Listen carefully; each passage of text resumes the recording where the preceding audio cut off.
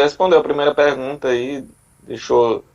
Eu só esperava que os filmes você fosse definir em palavras diferentes, né? Mas se você quiser definir nas mesmas palavras, tudo Não, bem, né? é porque o 2 é uma grande homenagem ao 1, entendeu? Ele, vamos dizer assim, o 2 ele amplia o universo, ele dá uma continuidade.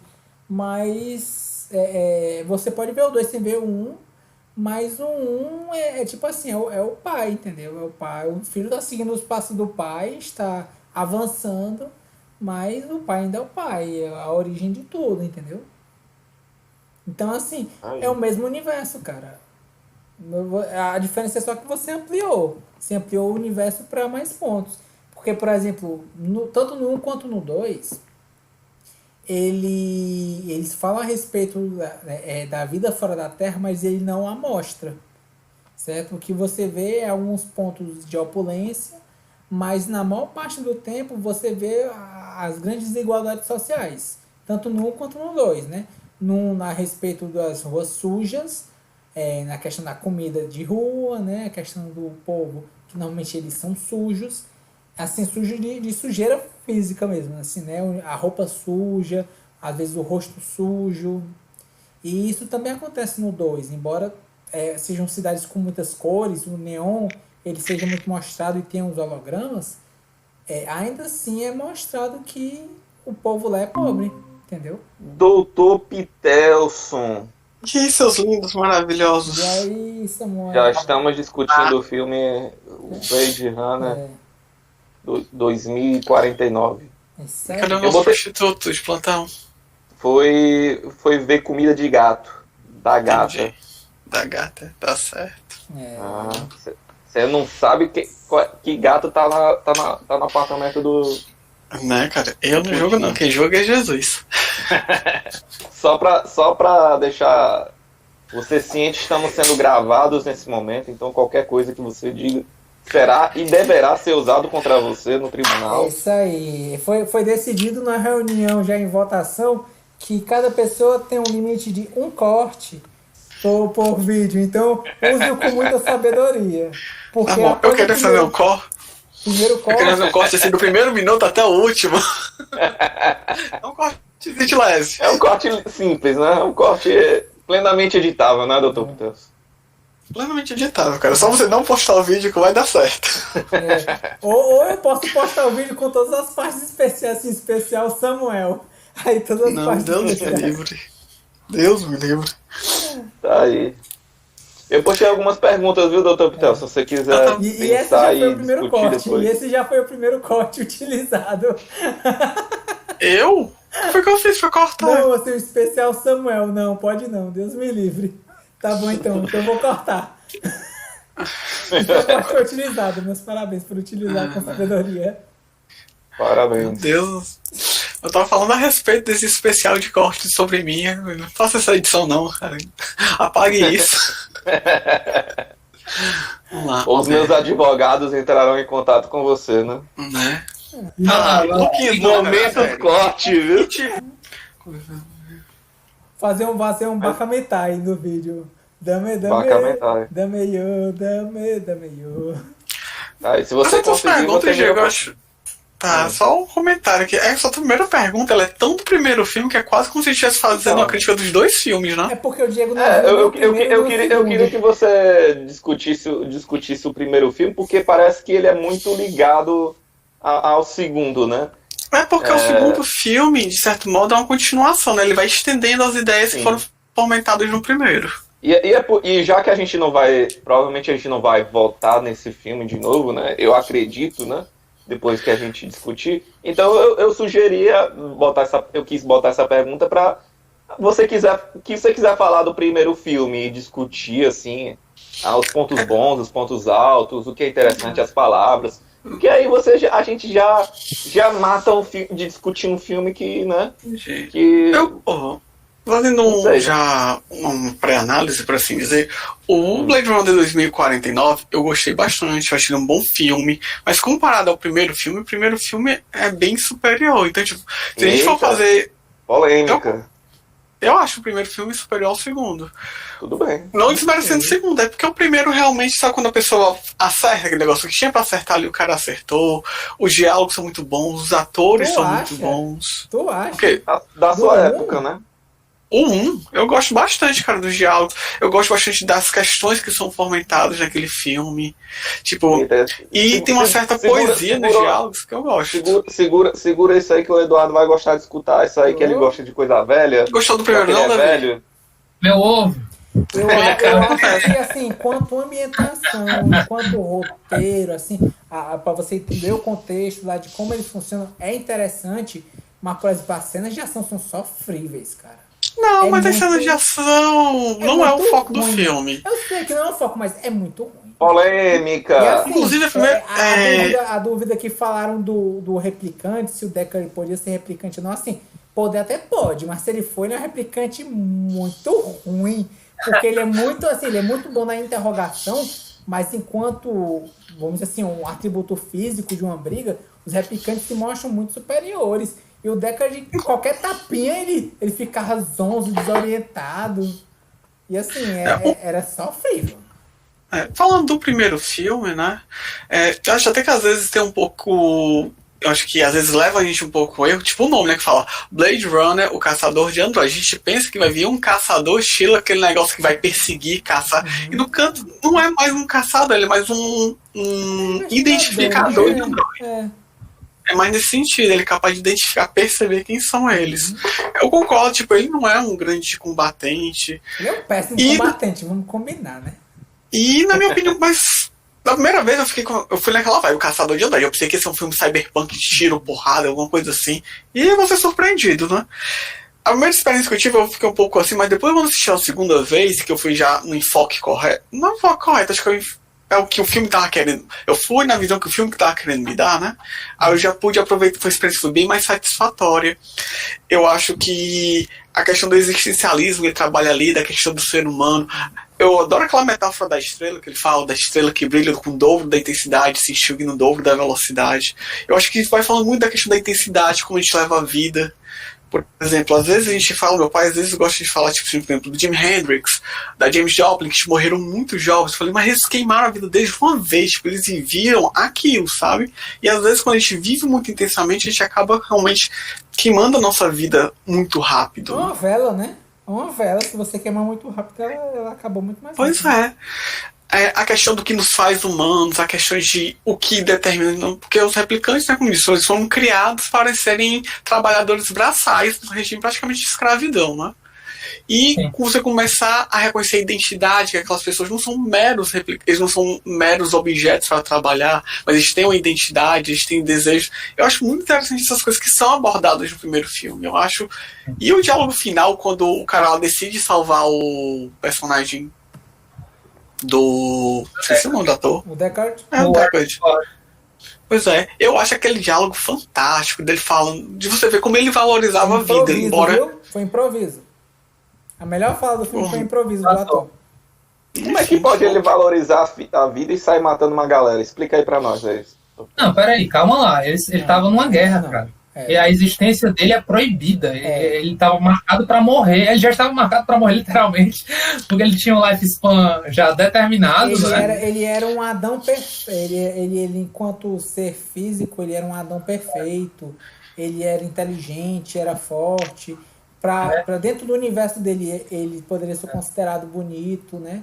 Mas a questão é que ele tinha uma vida limitada. E ele pensou em várias formas de vida que são faladas no primeiro filme, mas que todas iriam fazer com que ele morresse. E na minha opinião, aquele final ali é quando ele aceita o final dele. E ele vê que, tipo, eu vou acabar agora, mas você vai continuar, sabe? Sim, é aquela história que eu estava até falando, né? O que tu falou foi muito correto, né? Trazer essa frase aí, né? Inclusive a carta de suicídio do Kurt Cobain traz essa frase, né? Eu prefiro queimar de uma vez do que me esvair aos poucos, né? Ele fala bem isso, que eu acho que foi uma maneira dele homenagear o Neil Young. O Neil Young, ele tem uma música que fala Hey, hey, my, my. Acho que é essa música, que tem essa frasezinha, né? É melhor, it's better to burn out than to fade away. Essa é o verso, né? É melhor queimar de uma vez do que se esvair aos poucos, né? Se desvanecer. Pesadão, hein? Pesadão, cara, mas é a metáfora sobre realmente o que é que se define por vida, né? O que é uma vida bem vivida, né? Quer dizer, o que é que dá sentido à sua existência, por assim dizer, essa passagem no mundo, né? Porque os replicantes do primeiro Blade Runner, eles têm 3 anos, 2, 5 anos, né? São como que crianças para o mundo que não passaram por uma infância, né? A gente, enquanto humano, né? A gente passou por um desenvolvimento da espécie, né? Nós nascemos, enfrentamos dificuldades, nos frustramos, vimos limitações, papapá, que acho que é a metáfora um pouco da alma, né? Que foi abordado em 2049, né? Nós logo, portanto, nascemos de um outro ser, né? E logo também vivemos a adolescência, a infância, temos uma certa alma, né? Eles não, eles já nascem meio que feito, pré-programado e precisam de memórias, né? Uhum. Memórias para manterem-se controlados e não endoidarem, né? E ter uma sensação de humanidade, né? Uma sensação, né? Eles não são reconhecidos como tal, mas precisam disso para se organizar, de lembranças, né? Aí eles sejam fabricados. Uma coisa que eu estou analisando essas perguntas do Diego, e como a gente falou aqui um pouquinho agora, né? Tipo, o 2 é uma continuação tipo, das ideias que foram fomentadas no 1, né? Olhando os questionamentos que o Diego botou ali no grupo, fiquei pensando, rapaz, eu acho que talvez a gente deveria ter organizado isso melhor e ter feito tipo assim, um super vale crítica, tanto do 1 e do 2, sabe? Porque você fala. Aí é 2 em 1, aí eu já não concordo. Não, mas já tá rolando. Porque o filme tipo, tá rolando, mas basicamente é a mesma coisa assim, ó, vamos escolher assistir Matrix 3. Então vamos fazer um vale combo do 1, 2 e 3. Dá pra fazer, dá, mas aí é 3. Combão 3 em 1, entendeu? Porque eu acho que falar do 2 sem falar do 1 não dá, sabe? Eu acho que é o caso. Dá pra resumir. O Henrique não assistiu o 1 e assistiu o 2. Mas ficou instigado pra ver o 1. Importante dizer, ele ficou realmente instigado pra ver o 3. Mas ele ficou instigado, isso é verdade. Eu vi o 1, acho ele importante pra você entender a ambientação, mas enquanto um prolongamento de história e enquanto interações maiores a respeito de várias abordagens que aparecem no 1, eu acho que o 2 se sustenta muito melhor. E eu não vi nenhum dos dois. E acho. Tu não assistiu, Diego? Eu só vi os spoilers do 1, né? O 2 eu não assisti. Meu Deus do céu. Ele não viu nada, mas ele só ouviu falar, cara. Do burburinho ele, mas engraçado, ó. Que no 1... informações, só cortar rapidinho. Informações totalmente sem base nenhuma no que eu não assisti. Isso aí. Tudo bem, cara. É o espírito do passaporte. Manda aí, Davi. Pois é, fala aí, Davi. Só pra porque eu quero ir realmente pro 2, né? Porque o 2 que foi que ganhou. Aí no 2, assim, um dos comparativos do 1 com o 2 também, que eu achei interessante, foi que enquanto no 1 o criador é aquele cara que acabou por se tornar uma vítima de sua criatura, certo? O Tyrell. O Tyrell, ele morre, né, nas mãos do... Eu esqueci o nome dele, que é o vilão do... É o vilão, né, do primeiro filme. Ele sabe quem é o replicante. O Richard Howard, né? O Richard Howard. A gente chama pelo nome do ator, mas eu não lembro o nome do personagem. Também não tô lembrando. E acontece que no 2 não. No 2 já, assim, embora o 1 você veja uma coisa meio pomposa, né? Ele em si não é mostrado como um cara vilanesco. Ele é mostrado como um cara tecnológico que dentro da estrutura que ele funciona, ele acha que funciona dessa maneira. Já no 2, não. No 2, o cara tem uma coisa meio megalomaníaca, certo? Porque eu quero ascender aos céus, quero dominar o mundo e quero acabar com tudo. Sendo o novo criador dos anjos, meus anjos querem voar. Pra mim muito uma alusão ao demônio, assim, ó, diabo, né? Eu vou oferecer o que você quiser, eu só preciso que você entregue o que eu quero. Mas, enfim, no 1, enquanto ele é uma vítima, no 2, não. No 2, ele... Assim, no 2, ele é um dos orquestradores, né, da vilania da história, assim. No sentido de a Luve, né, que é a replicante criada por ele, ela trabalha de acordo com as ordens que ele estabelece. E do que ele estabelece é isso, Roy Batty, né? E no caso do que o grande criador, né, da história ali, Wallace, né? Ele fazia, ele mandava pra Love, cara, destrói, mata, faz o que for preciso, mas eu preciso do que eu quero. Aí, mas o que é que a gente estava discutindo em relação a esse comparativo dos dois mesmo, hein? Não, dizendo assim, pra mim eu coloquei no comparativo e dizendo assim, o 2 tem muitas homenagens ao primeiro, mas eu acredito que o 2 ele expande mais no sentido de trazer novos argumentos e ampliar, inclusive, alguns tons que já acontecem no primeiro filme. Então você está dizendo que o 2 é o 1 melhorado. Pra mim é. Pra mim o 2 é um melhorado. Porque o 1 ele E te aí, ajuda a concorda trabalhar... ou não concorda com o Davi, Dr. Pitels? Cara, eu vou ser sincero, eu gostei do 2, eu acho um bom filme, cara, mas não, eu acho um superior ao 2. E você, Dr. Putinho, o que é que você tem a dizer sobre isso? Cara, eu acho que se você juntou em o 2, você vai ter um grande filmão de uma saga ali. É o entendeu? isentão! Tá sendo dizendo, desce desse muro, doutor Putinho. Cara, qual que é melhor? Enquanto experiência de importância histórica, pra mim, é porque eu não falei sobre a minha experiência com o primeiro Blade Runner, né? Eu tava falando, tipo, o primeiro Blade Runner eu vi. Não fale, pô. O primeiro Blade Runner eu vi como o Samuca viu, eu vi com uma certa expectativa, entendeu? Eu esperava, assim, eu já tinha minha bagagem de cyberpunks, né? Então, quando eu vi, eu me deparei com o quê? Com um filme que segue aquele ritmo de filmes ali dos anos 80 para baixo, né?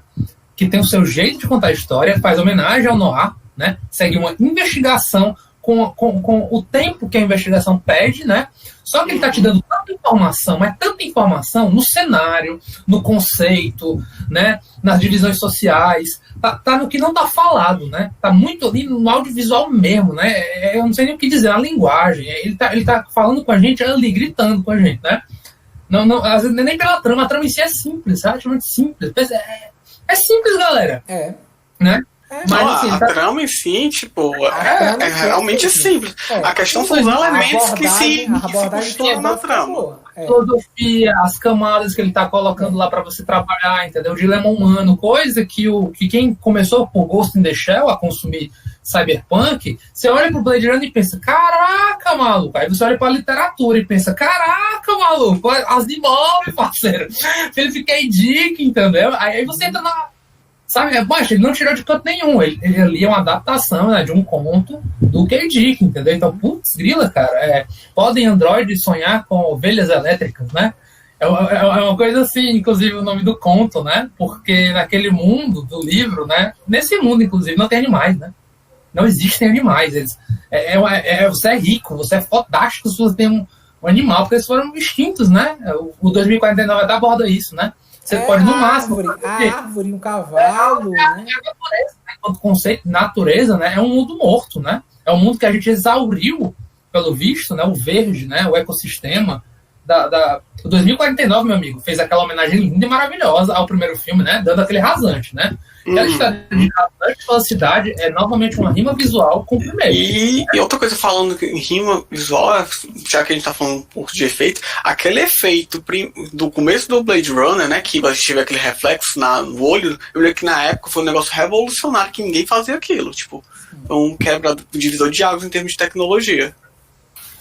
Mas eu vi que o Dr. Putinho fugiu do debate, hein? Eu não terminei. Quando eu terminei. O Blade Runner 1, ele se tornou, inclusive, um sucesso cult, porque ele não foi reconhecido no ano que foi lançado, né, gente? Importante dizer. Sim. Sofreu esse processo de não foi bem aceito na parada, entendeu? A galera não entendeu muito bem o que era aquilo ali que ele estava tentando dizer. Então, isso virou um clássico cult e se tornou grandioso à medida que a história foi se contando, né? À medida que a galera foi, opa, peraí, vamos revisitar essa paradinha aqui direitinho, entendeu? E aí ele se tornou o boom que ele se tornou, né? Então, tipo assim, a minha experiência veio nesse sentido. Eu encontrei algo que pra mim foi estranho, porque, caramba, eu já vi isso aqui em outros lugares. Mas aí, como o Samuca, quando eu fui pra uma segunda vez, aí eu, caramba, cara. Aí eu fui com... o ritmo é esse, agasalha, é esse ritmo, veja com calma, dê atenção, sem distração quando for ver esse filme, entendeu? Cara, aquele diálogo lá, cara, do criador com a criatura, é um diálogo fantástico, cara. Então, eu acho que o 2 pegou, mas eu acho que o Villeneuve entendeu, ele é o cara perfeito para ter pego a direção desse filme, entendeu?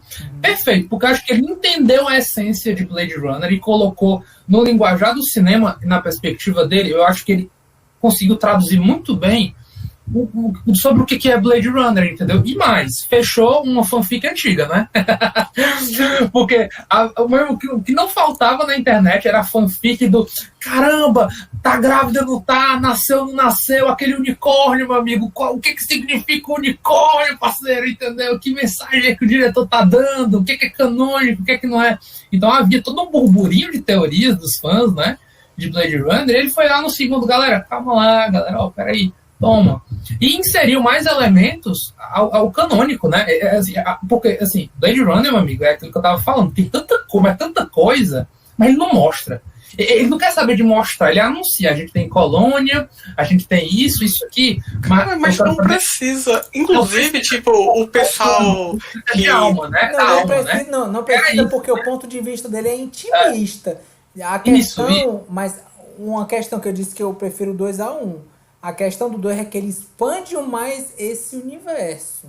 Ele expande não no sentido de que, eu vou te levar para fora do planeta. Não, mas ele te expande, eu vou te levar para fora da cidade para você ver o que acontece com pessoas que estão fora de lá. Isso, inclusive, é mostrado mais de uma vez no filme. Cara, mas você tem que levar em consideração também, cara, que o 2 ele já parte de uma base que foi construída no 1. O 1 ele precisou primeiro construir a cidade, construir todo aquele universo. O 2 já chega com isso pronto. Mas é isso que eu disse, a ambientação dele é importante. Mas a continuação e a expansão, elas ajudam para saber se o 2 realmente ele trabalha melhor com o que o 1 fez. E para mim, o 2 ele trabalha muito melhor na construção e ambientação do que o 1 fez. Assim, só para não dizer que eu sou isentão, vamos lá. O 2, ele conseguiu, enquanto primeira experiência, eu já tinha noção do que eu ia encontrar lá, entendeu? Então, enquanto ritmo, audiovisual, enquanto linguagem, enquanto o que me foi apresentado, eu fiquei desnorteado pelo 2, certo? Porém, é como foi conversado já aqui, meu amigo, ele meio que capturou a essência do que estava lá no primeiro. Sim. Então, tipo assim, pra mim, por exemplo, Blade Runner ganhou um 9. Tipo, emulou. Ele fez uma... porque o diretor foi extremamente competente em continuar aquilo que tinha sido construído no 1. O mérito dele tá nisso, em manter a atmosfera. Pegou, botou lá, mas eu dou aqui minha assinatura pra homenagear esta bagaça, mas só que não ficar me baseando apenas em homenagem. Pronto, perfeito, é isso mesmo. Não falou aí. Cara, esse filme viveu... Mas ele não fica só na homenagem. É. Ele coloca mais elementos. Mas eu confesso que eu quero um 3. Eu quero um Blade Runner 3, tipo assim, soltou a mãozinha, entendeu? Soltou a mãozinha, bota soltou os pezinhos. Soltou os pezinhos, entendeu? Tipo assim, Villeneuve, tu quer voltar pra direção deste filme, cara? Tu na moral quer voltar? Pois tome aqui, liberdade de roteiro, conversa com o como é que é o Cyberpunk 2051. Tipo isso. Cara, eu vou ser sincero do meu coração, aí eu já vou divertir. Na minha opinião, embora eu tenha gostado muito do 2049, na minha opinião, é uma continuação que não era necessária, sabe? Na minha opinião. Não, cara, eu sou mais do primeiro. Respondeu a terceira pergunta. Não, você não me fez entender. Eu fico mais com o primeiro, porque o segundo já vem de uma base apelona. Entendeu? E ele tá mais moderno, tem um ritmo... Eu entendi. O que eu tô dizendo é o seguinte, é que tu disse ainda que é um terceiro. Eu falei, na minha opinião, o segundo já não era necessário. Eu sou fã e terceiro. Eu concordo. Você quer comer merda da nostalgia, hein? Come merda da nostalgia mesmo, e aí? Porque assim... Não, cara, se a pessoa tem uma boa ideia... Desculpa, cara, por que não, entendeu? Uma boa ideia surgiu. É porque assim, é o tipo da coisa. Se você pega na minha concepção, é muito complicado você pegar um clássico e você colocar uma continuidade nele, porque você pode manchar aquilo que o clássico fez. E aí a pessoa, o famoso assim, não precisava, estragou o que já estava bom, não quero mais. Um abraço, Star Wars. Pronto, é um exemplo para uns aspectos. Né? Tem gente que detestou tanto a sequência do 1, 2, 3, do 7, 8, 9, enfim. Não é isso que a gente está abordando aqui. A questão é, o Blade Runner 2, na minha concepção, acredito que do Eduardo também, revisitou os conceitos e o universo de Blade Runner E conseguiu instigar um ponto de, cara, gostei do que fizeram, acho que foi uma continuação digna, e acho que sim, me instigou a continuar vendo essa história e essa ambientação. Eu quero saber mais sobre esse universo, eu quero saber mais sobre esse ponto intimista, se ele vai progredir, se ele vai prolongar mais o universo ou não.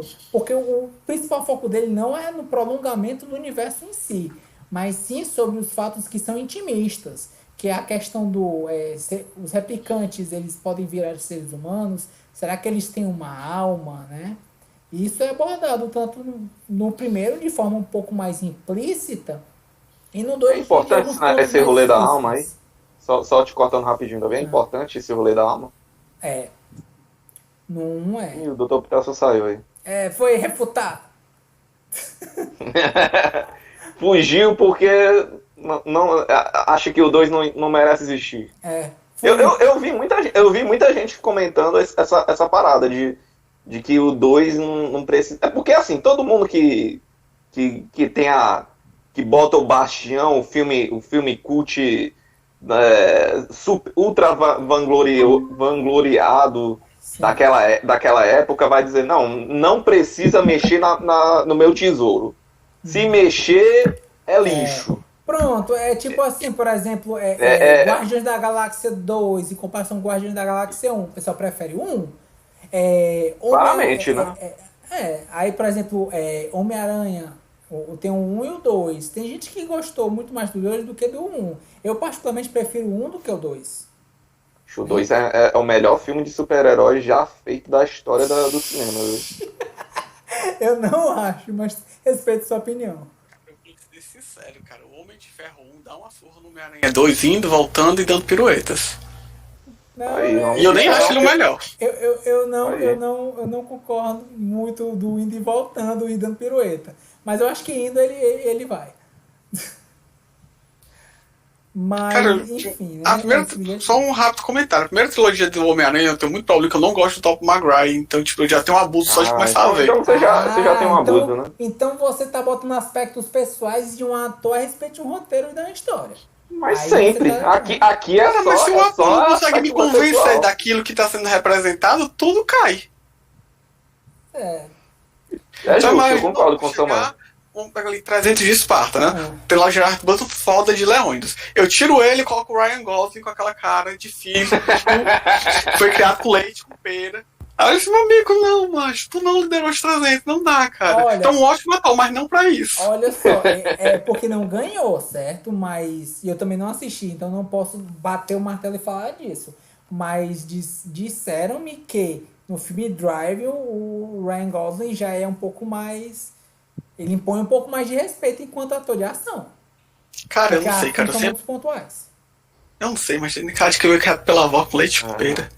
Depois de Diário de uma Paixão e La La Land, eu não espero nada do Ryan Gosling. Mas se você... esse preconceito inicial ele existe pra muita gente, mas só pra quebrar... Aqui a gente só trabalha com preconceitos, Davi. Pra quebrar essa mágica, o Hugh Jackman, ele é um ator de musical, viu? Ele é um ator de musical. Não, mas o problema não é ser ator de musical ou não ser ator de musical. A questão é que ele não consegue... muito grande, que ele, um ator de musical, não vai ser bom e tal. O pessoal vê não, mas o meu... ele é muito... vai dançando, mexendo a mão, muito sorridente. Não vai ser o Wolverine. Na hora que ele atua, a galera... o cara consegue. Mesma coisa do Coringa. O Coringa também. Presença, né? Quem tem presença. Eu concordo, cara. Tipo, coisa. Uma coisa não termina a outra. Eu tô falando do caso específico do Ryan Gosling, não me convence. Ok, tá bom. Aí. Mas você acha que ele é bom enquanto replicante, como você que demonstra poucas emoções? Eita, chamou de replicante. Eu acho que ele ficou bem de replicante. Assim, tipo, eu acho que pra mim ele já era um cara meio mosca morta, enquanto... Mas não é não. Agora... plenamente, cara. Tá aí, então, olhar de peixe morto, né? Vamos logo xingar logo ele, né? Dave Bautista foi uma das melhores interpretações dele. Tá aí. Não, então, se ele fizer, talvez, realmente, assim, pra mim, ele em termos de expressividade, pra mim, o que eu já vi dele, que foi, né, acho que o Only God Forgives, né, Só Deus Perdoa, o Driver, eu não vi o Diário de Paixão, o caralho aí, no final.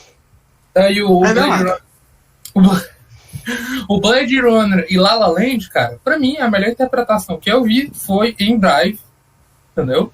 Né? Cara. E é bem isso mesmo. Aí pra mim é aquela história. Ele é o mocinho que entrega o que é pedido, mas pra mim não se destaca Macho, pela Eu plasticidade. nunca tive nunca gostei muito dele. Depois La La Land, então pra mim foi ladeira abaixo. Mas até hoje La La Land é traumático pra mim, cara. É um filme de musical onde o cara do musical não sabe dançar, não sabe cantar. Fica assim, macho. O que você tá fazendo aí, Fantástico, né? Jesus? Cara, e o pior, com Kim casaram com a Emma Stone. Então eu olhei assim, macho. Não, é não, não. Eu não sei. Eu gosto do filme, mas eu gosto do concordo filme. com tudo que você Eu não falou. gostei não, cara. Ó, eu gosto muito da Emma Stone, mas ela ganhar o Oscar naquele filme, eu olhei assim, cara, naquele ano tinha gente melhor do que ela pra ganhar o Oscar. O meu problema é com Talvez. musicais em si, gente. Eu não sou o maior fã de Eu musical, também não então gosto já de não musical, mas eu gostei da Eu eu gosto de não musicais, vou eu gosto. feliz, entendeu? Eu não vou muito, que legal. Eu achei que foi decente, mas não me marcou. Eu respeito muito o diretor, muito. Eu acho o cara foda. Ele é o meu diretor do Whiplash. Whiplash. Whiplash. Que filme. Que filmaço do caramba. Eduardo, gostei muito do seu cosplay, sua interpretação de Donkey Kong, viu? Ou Detona Donkey Ralph. Kong, pronto, Detona Donkey Ralph. Konga. Detona Donkey Ralph, Konga. né? Ficou mais pra Detona Pois é. Ralph. Né? Detona Ralph. Burilesco. Pois é, o Whiplash, né? Meu irmão, que filme sensacional, cara. Agora, o cara ama música mesmo, ama Tá jazz. faltando alguém indicar, hein? Eu não sei quem que tava indicando. Não, ia indicar, só não ia, acho que o Davi indicou uma vez, eu acho. Eu indiquei umas 3 vezes, Sério? tá? Nossa, Pode perdeu ter certeza que eu nunca vou Perdeu votar no todas as Whiplash. vezes. Olha, eu escutei um. Nunca vou votar aí, ó. Já escutei, ó. Tá vendo? Sabe qual é o nome disso? Censura. Censura. Censura. Parcialidade. Então, tudo bem, Eu acho mas tudo digno. bem. Trabalhamos em cima de censuras também, cada um com as suas limitações. Eu tenho as minhas, Ah, cada um tem então as suas. Mas o que a gente tá falando? Que a gente já tá divagou tanto do quanto Ryan o Blade Gosling. Runner o era Eduardo horrível, tava ele é aí. uma porcaria. E o 2, ele é inovador, bom e carismático. O que é isso, pelo amor de Deus? Não entendi aí Eu fiz uma piada, diz assim, a gente tava falando o quanto o filme 1 era ruim e o 2 era bom e carismático. o Blade Runner. É. Aí. É direito se eu achar isso. E Direito eu vou seu. exercê-lo com todo gosto. Ah, Não, mas assim, não. O 1, eu não digo que é uma porcaria, não. O 1, assim, eu acho que o roteiro, ele... Boa parte dele é boa, mas ele, no que se propõe, as cenas de ações que são pontuais, elas são muito ruins. Muito ruins. Assim, tipo, muito ruins. mas quantas cenas de ação tem no primeiro filme, No Davi? primeiro Cara, filme tem umas 3 sequências de ação, eu acho. Tem a cena da rua, a Tem cena mais. da casa e a cena final, eu Tem acho. mais, tem mais. De ação propriamente dito. Tem 5. Na minha cabeça tem 5 cenas de ação. Faz tempo que eu vi, então não posso estar equivocado. Eu vi 5 dias antes dessa gravação, aí tá fresco na minha memória, por isso que eu tô dizendo que eu me lembro. Aí eu vi as cenas, são cenas assim sofríveis, assim, de uma coisa assim que assim, o Deckard, enquanto interrogador, você vê a importância dele. Ele é um cara extremamente inteligente, é um cara que tem um raciocínio rápido, né, no trabalho dele. Mas enquanto policial, enquanto um cenário de ação, eu olhava aquilo e eu pensava, cara, como tu tá vivo? Porque é sofrível as cenas e a questão da ação dele, entendeu? Eu tinha abordado antes de você chegar, Samuel, que o grande poder do Deckard, além da inteligência do raciocínio rápido, é que ele tem um poder quase divino da força do roteiro. Que existiam situações em que ele está Aí. vivo por um mero milagre. Não era do tipo, não, é porque ele teve uma habilidade física, não. No 1 você vê ele levava uma porrada, ele só faltava revirar os olhos. Mas de Cara, Deus quebrar Ex ele Machina e feio. Plot Armor, todo bom É. filme tem, né? Assim, as saídas dele no primeiro filme tem muito... Se você analisar as cenas de ação de algumas das brigas dele, tem muito Deus Ex Machina. Sim, de uma situação e um cliffhanger que, nossa, como é que esse cara vai sair vivo e acontece uma situação... Macho, não. Só continua o roteiro, só continua a ambientação. Tá legal, tá bacana. A filosofia tá legal. Mas assim, Mas se tirar as cenas de ação, não perde um pouco da história, não? Não perde um pouco do... Eu acho que do se filme? você trabalhasse um pouco melhor, não se perderia. Porque, assim, a dualidade, se o Deckard ele é um replicante ou não, né? Nesse sentido de que se ele for um replicante naquela história, ele é um replicante muito fraco. Fisicamente falando. Fisicamente falando, ele é muito fraco. Cara, quando Frágil, o primeiro inclusive filme frágil. fomentou, né, essa dúvida se ele seria ou não replicante, eu devo dizer que todas as vezes que eu assisti, eu nunca fiquei muito com essa dúvida. Nunca me pareceu muito crível que ele ser um replicante, sabe? Não me fazia muito sentido. Eu até vejo que o filme às vezes quer fomentar essa dúvida, mas eu nunca comprei essa ideia, não. E veio o 2, né, aí pra provar que ele realmente não era. Não, o 2 ele não prova que não era. O 2, o próprio Wallace, ele questiona, porque a gente não sabe se realmente você é ou não. Se você revisitar o filme, você vê esse argumento. Ele fala, porque realmente é uma dúvida, nas filosofias que o Wallace faz, ele fala isso. Porque há uma grande dúvida se realmente porque nós não sabemos se você é um replicante ou não. Ele aborda de forma explícita. Ele fala. Eu não revi o filme pra fazer hoje, certo? Mas, se não me engano, o segundo filme tem, tipo, anos em relação ao primeiro. Se fosse um replicante, não deveria ter deixado de existir, porque só os replicantes não vivem mais do que 4 ou 5 anos? Não necessariamente, porque isso aconteceu depois de uma revolta de uma colônia. Depois disso, os novos replicantes tiveram um prazo reduzido. Isso é dito nas frases iniciais do filme. Aqueles replicantes que fizeram crimes ou que foram feitos pós-colônia, né? Pós-ataque da colônia, eles devem ser aposentados. E quando você diz aposentado para um replicante, entenda-se assassinados, destruídos. Né? Aí. Todo mundo correndo atrás da sua aposentadoria aí. Sim. E assim, essa aborda. Por isso que assim, é uma análise que eu tento fazer enquanto filme, né? Quando é o filme, a gente tenta fazer a questão do debate, como esse era um filme duplo, eu tentei ver próximo da data de hoje da gravação, o do Blade Runner, para ficar fresco na minha memória, e eu vi esse filme hoje, exatamente nesse aspecto, para eu poder anotar e ficar mais fresco, até para eu poder fazer um paralelismo. E eu digo que o Villeneuve ele fez muitas rimas, né? A expressão muito boa feita. Rimas visuais com o primeiro filme. Cara, o Blade Runner, o 2049, eu vi tem o quê? 3 anos, eu vi no cinema. Depois que eu vi no cinema, o 2049 eu não assisti de novo. O Blade Runner eu vi ainda umas 3 vezes. Aluguei uma vez e depois assisti 2 vezes por conta própria em casa.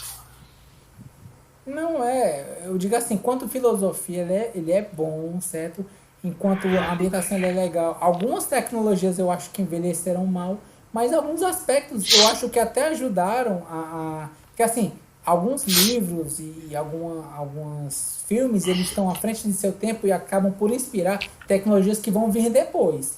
O Blade Runner ele trabalha nisso, se não me engano, o original que é da década de 80, não?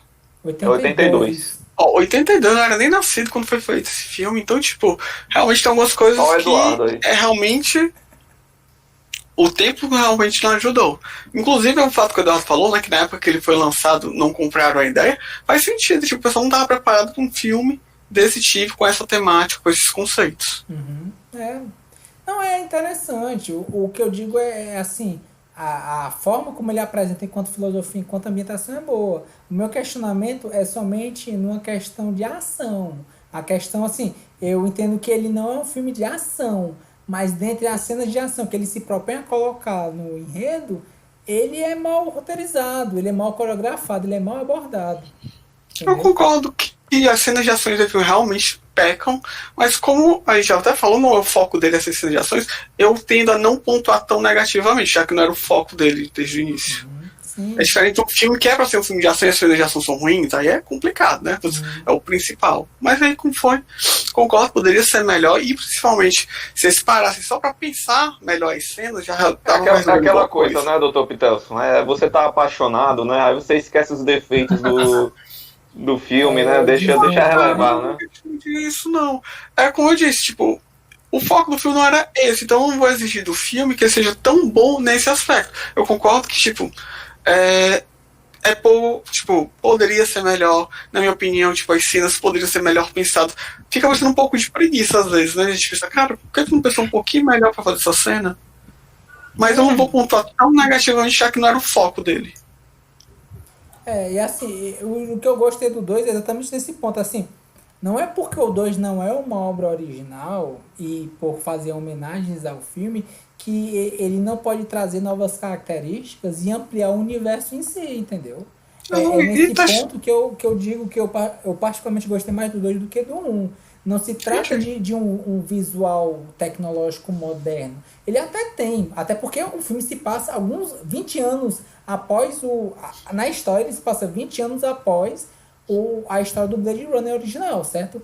Mas não se trata assim de você trazer um visual melhor. Se trata de você dar uma continuidade não só digna, como de uma ampliação do universo. Ele amplia esse universo, ele traz a filosofia em voga e ele traz, vamos dizer assim, um gancho para o que você pode trabalhar mais no futuro. Agora sim, obviamente, se tiver uma continuação, tem que ver como é que ela vai ser abordada para exatamente não atrapalhar aquilo que já é considerado canônico. Blade Runner 2049, ele é canônico, é o famoso assim, você pode não gostar, mas ele é oficial. Não, Foi benzido por quem? Pra ser canônico. eu acho que pelo estúdio, né? Pelo estúdio. Ah. Se o estúdio comprou os direitos e tá no filme, ele botou o nome. Aí. Cara, As corporações aqui canonizam as coisas, né? Gosto Isso é o disso. Cyberpunk, Aí a cara. Disney, O cara. Cyberpunk A é Disney isso. depois de Star Wars disse que todo o universo expandido não era mais canônico e pronto, acabou. E os Isso foi fãs um milhão de trouxa haters na internet. e os fãs trouxa aceitam, né? Mas isso a gente considera não Bota canônico Palpatine enquanto filme. se clonando Se você aí, for né? um livro, você pode chegar, quer saber? Eu vou seguir só o livro e ponto. Agora sim, o que a gente considera canônico é o quê? Enquanto filme? Enquanto filme, Isso aí. o cara que detém o direito, ele pode falar, ó, o livro não é mais canônico. Mas enquanto livro, você é o leitor, cara. A mente é sua. Se antes o Eu cara acho. pegou e fez... Eu acho o 2049, como eu disse, eu acho um bom filme. Não achava ele necessário ter sido feito, mas ele é um bom filme, não tiro os méritos dele. Eu acho que, como o Davi falou, ele expande de forma competente o universo do primeiro. Ele continua as questões filosóficas que foram já plantadas no primeiro filme. O que eu acho primeiro super é porque o primeiro realmente traz toda essa ideia, todo esse conceito. Não estou dizendo que pelo não é só porque é o fato dele ser uma continuação que o torna inferior, não, de modo algum. É tanto que a gente tem Batman Cavaleiro das Trevas, é muito melhor do que o primeiro, nem se compara e expande o universo também. E é do mesmo universo, né? É uma continuação do universo. Pois é, mas tipo, dois filmes são. Pum. Aí Mas- entra a provocação. Você acha que o 2 é necessário? O 2, Cavaleiro das Trevas? o Cavaleiro das Trevas, se eles quisessem, não era necessário, mas é um filme fantástico, melhor do que o primeiro. Mas Pois é. necessário, não. O primeiro filme tem começo, meio Fecha, né? E fecha. É realmente meio subjetivo, né? Eu acho necessário colocar a ambientação de um Coringa, porque o Coringa é o grande nêmesis do Batman, né? Mas se o Coringa já... tivesse sido uma merda, precisava do Cara, e botar o outra Coringa? coisa, na minha opinião, tipo, Mas tem é- tantos filmes já do Batman que não trata do Coringa e foi só um filme fechado, então, tipo, porque a gente tá acostumado a ter. A gente tem um filme que é o Pinguim, tem outro filme que é com o Mr. Freeze e Era Venenosa, então, tipo, não há essa necessidade, tem que ter o Coringa. Dispensável. Olha só, se a gente for abordar a respeito disso, o Tim Burton colocou os filmes, né, enquanto os vilões do Batman e tudo mais, e depois veio o Joe Schumacher. Joe Schumacher não fez com o Coringa e ficou o que ficou, e os heróis ficaram na geladeira durante muito tempo. Pergunta, quem era o Batman do Joe Schumacher? O Batman do Joe Eita. Schumacher era o Val Kilmer, Val Kilmer. e depois... Com aquele Batman Milo. E depois... Não, delícia. o Batman Milo não era. Era o George Clooney, que era o Batman Milo.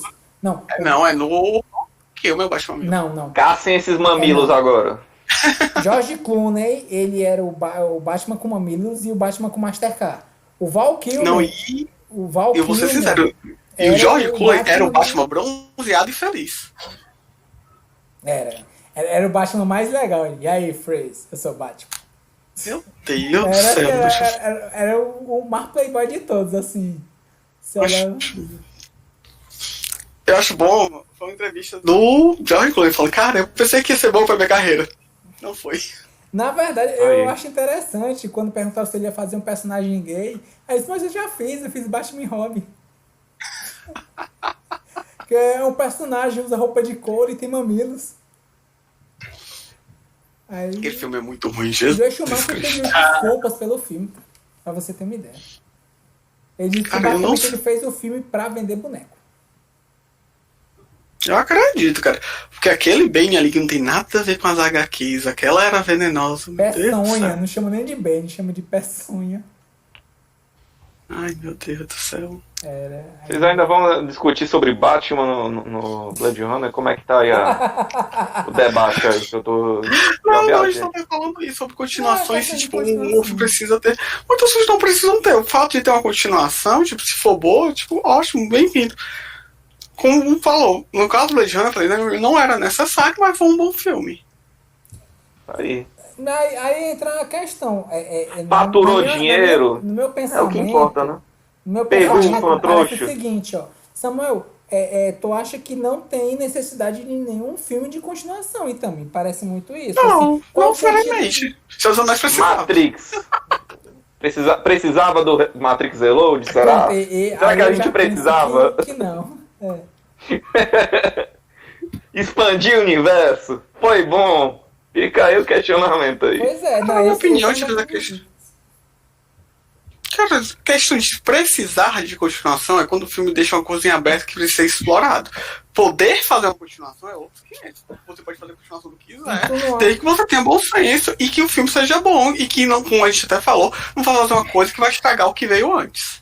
E tu não acha que no 1 do Blade Runner não tinha mais coisa pra ser explorada? Cara, tem coisa, eu só tô falando, tipo, mas precisava, tipo, a mensagem que ele queria ser ventilada ali não foi ventilada, na minha opinião. No Tipo, na primeiro, minha opinião, o que ele acho quis que- trabalhar foi. É tanto que o 2 é uma continuação, ele tá pegando aquela mesma ideia e tá aumentando, Não, ele tá aumentando. ampliando, ele tá ampliando e existe assim.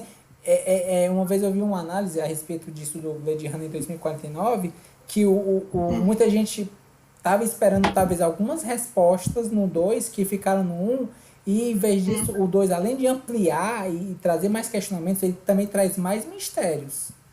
E assim, Aumentou a aposta. aumentou a aposta para exatamente Aumentou a trabalhar a aposta. respeito disso.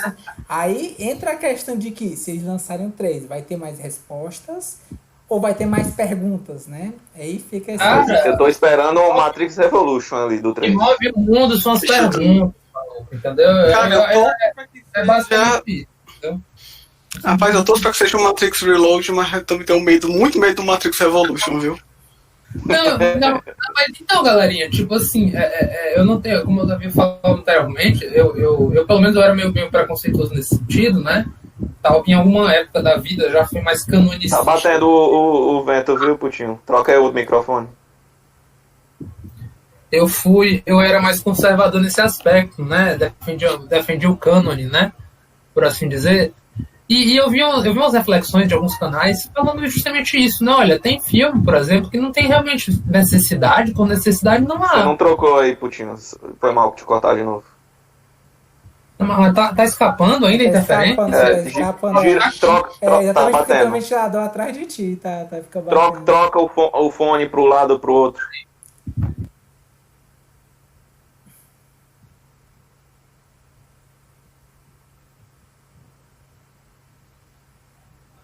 Desligou, foi? Não, ele virou... E aí? Ele virou mais pro lado. É o jeito. Vou ficar mais ou menos com calor aqui, mas depois eu retorno. Você quer falar de Mas calor enfim. pra mim? Sério? Eu quero. Davi tá cozinhando aí. Tô cozinhando com essa porra aqui. Tira Pois esse é. negócio, tá? Não, É que ele quer ser o Ryan Gosling aqui eu sou do o Ryan debate Gosling, eu sou o aqui. Ryan Gosling aqui, estou defendendo o filme. Daqui a pouco- Tá tendo um derrame mental aí, de um colapso. Não, Estou cada vez virando mais um replicante. cara, eu tava vendo ali a trivia do Blade Runner 2049. É cheio, gente. Tem muita informaçãozinha, detalhezinho de trivia lá no IMDb, viu? Inclusive, eu vi um interessante, né? Esse filme ganhou 2 Oscars importantes, né? Acho que vocês sabem. O primeiro foi justamente em cinematografia em inglês, mas é direção de fotografia, né? Muito bom. Finalmente, o diretor de fotografia ganhou. O cara já tem várias obras magnânimas, né, na lista e tal. E ganhou no Blade Runner. E o outro, por incrível que pareça, foi efeitos visuais. Não, Runner não ganhou acho como. incrível, não. Acho que foram bons os efeitos visuais. Eu também acho bem condizente com a obra, cara. Foram bons, né? Porque eu não sei, Blade Runner é 2017, né? Esse 2049, é isso? 2049. 2049, né? Ele é 2017, né? Eu imagino que ali tinham outros perolões, assim, que estavam concorrendo. Não tinha nenhum Vingadores, nenhum Marvel. Cara, Então, normalmente. Não sei. Não tinha uma Pantera Negra, não? eles não dão pra Marvel, né? Cara, não, cara. Agora a Marvel só ganha Chupa Marvete. reais, coisas assim. Tipo, é o que eles ganham. Os DC nautas aqui é que manda nessa porra de premiação. Aí a Marvel pega aqui o contra-cheque dela, assim, ó, teu filho, esse é meu Oscar e mostra esse contra-cheque da bilheteria. E tem uma curiosidade, eu não Vale sei muito mais. não sei se vocês conhecem o artista Moebius, né? Esse é o nome artístico desse autor de quadrinhos, né? Famosinho, principalmente na França, né? Inclusive influencia que só o Hayao Miyazaki, viu? Se vocês pudessem ver, influencia muito o Hayao Miyazaki estilisticamente. Basta de umas gravuras rápidas, Diegão, na internet, que você vê Nausicaa do Vale do Vento. Você vai ver umas fotinhas ali que você fica, uou, eu acho que eu já vi isso em algum lugar, entendeu? Plágio, talvez? Cara, influência, vai. O Miyazaki ele é muito grandioso pra ficar só no plágio, né? Ele foi influenciado. Eu não duvido. Os grandes nomes sempre têm como ser quebrados. Cara, são referências, cara. Mas se você dizer que é plágio, meu amigo, aí você sustente a sua alegação, né? Sendo subversivo e falando a respeito do pensamento do Diego, né? No filme Piratas do Vale do Silício, dizem que artistas criam, grandes artistas roubam. Ok, parceiro. Ok, roubam da onde? Né? Dos deuses da inspiração e criatividade, né? Mas enfim, eu botei duas gravurinhas humildes aí no grupo do Zap Zap, né? Mostrando duas gravuras rápidas do estilo do Moebius, né? E eu, pelo menos, senti uma certa influência da direção de arte, talvez do diretor também, né? Isso. Acho que a primeira é melhor da vida, que é essa. Eu, pelo menos, achei. Mas tem referência que é com relação àquele design lá de Las Vegas. Não posso mostrar, não. Né? O design lá de Las Vegas, né? Las Vegas, ele colocou... Eu achei muito bonito. Né? Tudo aquilo ali naquela cena lá de Las Vegas, eu achei magnífico, assim, e tal. Aquele laranja meio explodindo às vezes, né? Achei intrigante aquele aspecto ali, que é Mamãe Quero Ser Deserto. Ele era um deserto, só com um deserto nuclear, né? Tinha essa coisa de que em algum momento houve radioatividade ali, né? Esparramou radioatividade por Las Vegas e tá uma cidade morta, né? Uma grande cidade fantasma, né? Ali e tal. E eu achei aquela cena das estátuas, né? Dos triângulos, das pirâmides, né? Que também eu achei uma coisa, essa grandiosidade que lembrou o estilo do Moebius. Sabe uma coisa que dá para colocar enquanto esse filme? É a questão de fertilidade e vida. Fora da cidade, o resto está morto. Você vê uma cidade que é morta. A Terra não é muito amistosa, a gente comentou isso, né, Davi? Quer dizer, a Terra, a natureza, os homens se fuderam tanto com tudo que a natureza deu. Eu não tinha visto isso no primeiro Blade Runner, achei muito interessante, né? Que é aquele paredão no mar, né? Que, inclusive, a cena derradeira final foi lá, né? Foi todo um combate naquele ambiente meio crepuscular, né? Aquele ambiente que era uma praia ali, né? Basicamente. Sim, é uma praia. É o que parece, né? E tipo assim, pra mim foi altamente opressor. Quando ele dá o rasante, mostra aquele paredão e mostrou como é a relação com o mar, nada bonitinha, nada legal. Se você puder, se defenda do mar, parceiro, entendeu? Sabe? Me deu muita essa impressão, né? Quer dizer, você vai pra Las Vegas, tá ferrado, maluco, de radiação. Você vai pro local onde faz a comida da megalópole, da gigalópole, é basicamente o quê, mano? Parece aqueles campos de robôs de Matrix, né? Pequenas formas geométricas em que a galera tá cultivando verme, que é a proteína, né? Cultivando proteína no seu estágio mais, né? Assim, eu acho que eu posso falar uma outra referência. É o próprio universo do Dredd, né? Se você pensar, são as grandes megalópolis, e fora das megalópolis, o que tem é a barbárie. Nas cenas em que o K ele saiu, né? Ele saiu, o que ele encontrou lá foi violência, foi gente tentando Também. acabar com ele, foi Ausência criminalidade. de lei, né? Civilidade, ausência de lei. Lá em San Diego, né? Inclusive a piada para quem mora nos Estados Unidos, né? San Diego era o lixão, total, né?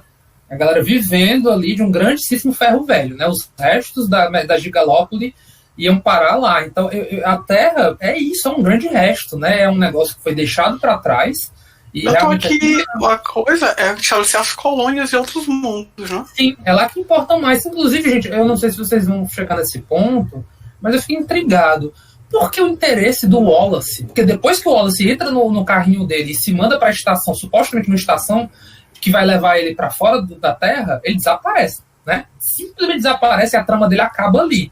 Mas ele demonstra, Deckard, eu vou te levar para fora da Terra, para extrair o que eu quiser de você, fazer experimentos e o caramba 4 fora daqui. Entendeu? Ele fala mais ou menos isso, né, Davi? Eu vi ontem, mas aí... Exatamente é o questionamento. Ele não sabe se o Deckard é um replicante ou não. E para ele saber, ele vai fazer vários testes. Pois é, tipo, ficou meio... Eu achei um recurso meio... Pra mim ficou estranho. Eu fiquei confuso daquela decisão, entendeu? O cara tá com ele em mãos, tá na pirâmide dele, na pirâmide faraônica dele, entendeu? E decide, não, eu vou te levar ali pra fora do planeta pra conseguir o que eu quero, mas tu é a divindade na Terra, mano. O que precisa mais ali do jeito ali, né? Há uma diferença entre um médico te tratar na casa dele e um médico te tratar no hospital. Talvez ele não tenha todas as ferramentas que ele precisasse, que ele queria utilizar no ambiente da Terra. Ele podia querer utilizar de outras ferramentas, de outros itens, outros utensílios, talvez até outros ativos com outras pessoas que pudessem fazer testes que pudessem extrair mais do que ele queria. Eu achei fraco, Davi, na moral, cara. Eu entendi, também pensei isso, só que eu acho tão rasteiro, tão fraco, que eu fiquei meu irmão, será que é tipo assim, ignora e vai? É o que eu tô tentando fazer, entendeu?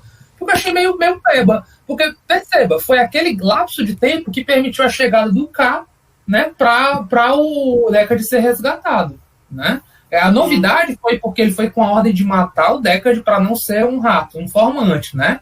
E ele tomou a decisão, usufruindo de sua liberdade de escolha, né? De sua, como é que se pode dizer? Como é que é, do seu livre-arbítrio, né? Ele se tocou que ele era um pai, né, que nunca viu uma filha, e ele sabia muito bem quem era e deu essa decisão para ele, né, cara? Vá lá, a sua vida vale muito, é valiosa, você merece. Tanto é que ele até fala, né, cara, eu não tô ninguém para você. Eu não sou nada. Por que você fez essa boa ação por mim, entendeu? Essa gentileza. Você que tá morrendo, inclusive, né? Podia dizer, né? Você que tá sangrando por esse buraco que foi feito aí no seu corpo, no seu corpo, como é que é? Aprimorado e tal, né? Ele foi lá... Porque foi lá e abriu mão na vida dele. Porque, na verdade, assim, desde o início do filme é abordado muito uma relação de escolhas. O que ele está fazendo é somente obediência, ele somente obedecia aos pontos. No momento que ele passou a questionar, houve uma rixa entre obedecer e decidir. No final, ele pode falar porque eu quis, porque eu decidi fazer isso e ponto. E assim, ele escolheu morrer, né, Davi? Ele escolheu a luta dele, né? Ele escolheu assim, a guerra dele e o propósito dele. E ele morreu por isso, no sentido de que, até assim, um pensamento, enquanto humano, ele morreu por nada. Não, mas enquanto replicante, ele queria o seu lugar, e às vezes a gente tem certos, vamos dizer assim, direitos que muitas vezes não são bem avaliados. É uma coisa que parece muito pequena, mas se você pensar em um contexto de como é o ambiente, tem uma importância muito grande. Ele não tinha o direito de ter uma vida própria, tanto que ele seria aposentado. A policial falou que como o parâmetro dele estava errado, ele ia ser aposentado, iam matar ele, entendeu? Máquina defeituosa, né? Eles não são, eles são coisas, né? A gente tem que lembrar. Eles não são androides, lembrando, não são androides. Eles são, assim, vamos dizer assim, entre aspas, humanos, vamos dizer assim, né, criados geneticamente melhor. É igual Gattaca, né? Eles são criados geneticamente para serem melhores. Não. Assim, eu não colocaria igual a Gattaca, não, porque a relação de Gattaca com os indivíduos que são melhores geneticamente é bem diferente. Não, eu digo assim, claro, Gattaca, eles tratam as pessoas geneticamente melhores como o passo acima da evolução. Aqueles sim, que não é a evolução são, artificial, né, por assim dizer. Eu estou fazendo esse paralelismo nesse sentido do Gattaca, de dizer que replicantes são como se fossem humanos criados geneticamente melhores. Só que a diferença é que no caso dos replicantes, eles têm uma certa... eles têm uma baixa... dizer assim, eles têm uma resistência maior à dor e São mais fortes fisicamente. eles são mais fortes fisicamente, mas eu digo assim, criado geneticamente, enquanto o exemplo do Gattaca, existem pessoas que são mais fortes do que as outras que não são, né? Eu digo assim, ó, tem uma maior resistência à dor e uma baixa interação social. E uma trava de prazo de validade. Não, a trava do prazo de validade é pós-ataque da colônia, né? Antes da colônia, eles não tinham exatamente um prazo de... É que a gente já trabalha o filme já trabalha com depois da rebelião, né? O primeiro filme. Sim, e o segundo só segue em frente. Não, o segundo ele ainda fala que existem alguns replicantes antes do Blackout e alguns que realmente não tinham data de validade. A gente viu, né? Como a gente viu lá a líder da resistência, né? Ela lutou com o SAP, né? SOP lá, que é o fortão lá, o primeiro, né? Eu não lembro o nome dele, cara. É o Dave Bautista. Dave Bautista. Eu lembro o ator, agora o nome do personagem eu não lembro. É 7, cara. 30 é um negócio anos, meio assim. cara, pra Roy. Normalmente, me deu a impressão no filme 1 que os prazos de vida deles pós-revolta da colônia eram média de 4 anos de vida. Me deu essa impressão. Sim, muito curto, muito o SOP, né, se realmente foi esse nome do personagem do Dave Bautista, já tinha 30 anos, isso só do ataque, né, da questão da época do Blackout. Então, assim, é uma época de vida muito grande.